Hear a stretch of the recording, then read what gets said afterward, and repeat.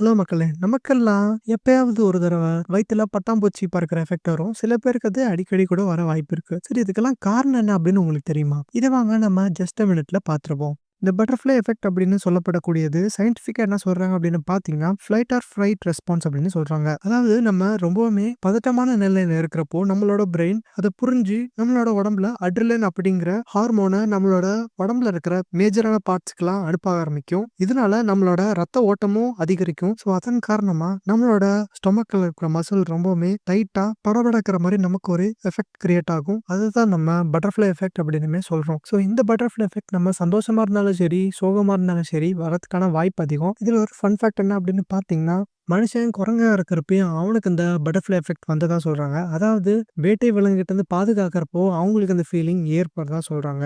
So அப்படி evolve ஆகி நமக்கு இப்போ ஜாப் இன்டர்வியூஸ் இல்லன்னா சில பேருக்கு பொண்ணுங்க கூட பேசுறப்போ கூட இந்த மாரி எஃபெக்ட்ஸ் வர்றதுக்கான வாய்ப்பு இருக்கு. ஸோ அடுத்த தடவ உங்களுக்கு இந்த மாரி பட்டர்ஃப்ளை எஃபெக்ட்ஸ் வந்தா அதுக்கான காரணம் என்ன அப்படிங்கிறத கவனிங்க.